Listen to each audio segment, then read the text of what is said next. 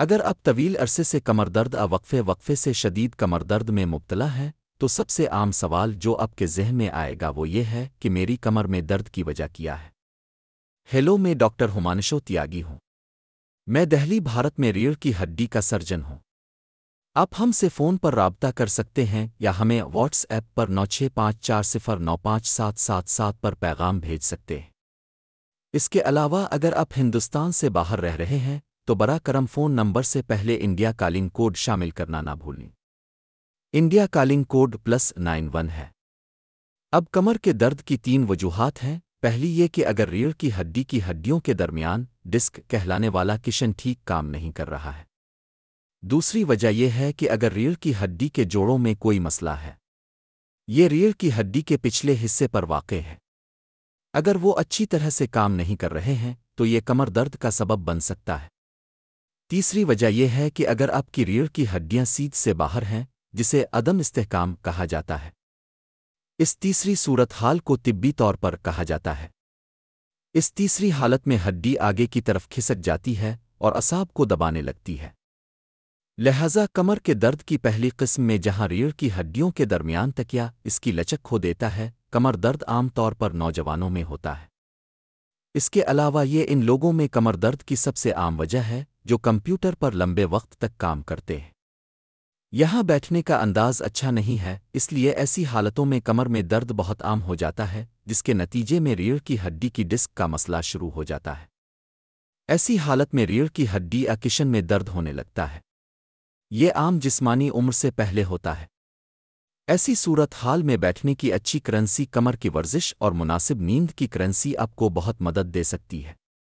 اگر ادویات، ورزش اور فزیو تھراپی کے بعد درد میں کوئی بہتری نہیں آتی ہے تو ہم آپ کے لیے ایک خصوصی سرجری کر سکتے ہیں جسے ڈسک ریپلیسمنٹ سرجری کہا جاتا ہے۔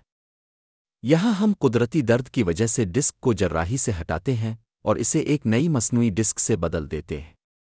اس سرجری کے دوران کوئی لچک ضائع نہیں ہوتی کیونکہ نئی ڈسک صحت مند قدرتی ڈسک کی طرح کام کرتی ہے۔ کمر کے درد کی دوسری قسم میں جو کہ ریڑھ کی ہڈی کے جوڑ کے زیادہ بوجھ کی وجہ سے ہوتا ہے، جسے عمر سے متعلق کمر کا درد بھی کہا جاتا ہے، یہ عام طور پر 40 سال کی عمر کے بعد لوگوں میں دیکھا جاتا ہے۔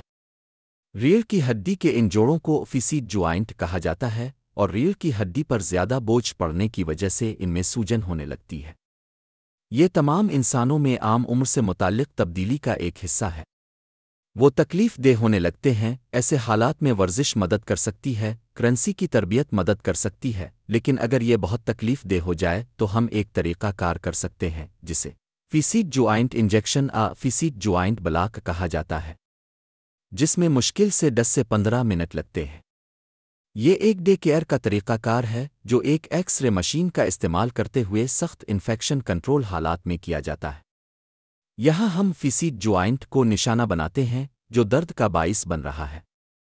درد کی تیسری قسم یہ ہے کہ اگر ریڑھ کی ہڈی میں کوئی عدم استحکام ہو یا ریڑھ کی ہڈی کی سیدھ سے باہر ہو، اسے عام طور پر اسپانڈلولیستھیسس کے نام سے جانا جاتا ہے۔ یہ عمر سے متعلق تنزلی کی وجہ سے ہو سکتا ہے یا ہڈی میں کچھ ٹوٹ جانے کی وجہ سے ہو سکتا ہے۔ اسے پارس فریکچر کے نام سے جانا جاتا ہے۔ ہڈی کا یہ پھسلنا ٹانگ میں اعصاب سے متعلق علامات کا سبب بھی بن سکتا ہے۔ یہ کمر درد کی ایک عام وجہ ہو سکتی ہے، خاص طور پر بڑھاپے کے مریضوں میں۔ ایسے حالات میں ہم مریضوں کو TLIF سرجری کے نام سے سرجری کی پیشکش کرتے ہیں۔ اس سرجری میں ہم خصوصی امپلانٹس کا استعمال کرتے ہوئے اس پھسلتی ہوئی ہڈی کو مستحکم کرتے ہیں۔ لہٰذا اگر آپ کمر کے درد میں مبتلا ہیں تو پریشان نہ ہوں، یہ سرجری آپ کو دوبارہ درد سے پاک زندگی گزارنے کی اجازت دے گی۔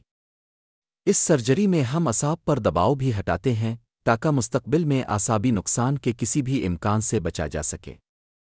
اس لیے اگر آپ کمر کے درد میں مبتلا ہیں تو پریشان نہ ہوں، آپ کو اپنے ڈاکٹر سے ملنا چاہیے جو آپ کی علامات کی بنیاد پر آپ کو ایکس رے MRI کا مشورہ دے گا اور جو بھی آپ کی کمر میں درد کی وجہ ہے وہ آپ کو اس کے علاج کے منصوبے کا مشورہ دے گا۔ براہ کرم یاد رکھیں کہ تقریباً 95 سے 97% مریضوں کو سرجری کی ضرورت نہیں ہوتی ہے اور اس کا وزن کم کرنے، باقاعدہ ورزش، کرنسی درست کرنے اور کمپیوٹر پر اپنے کام کے اوقات کو محدود کرنے سے بہت اچھا علاج کیا جا سکتا ہے۔ شکریہ۔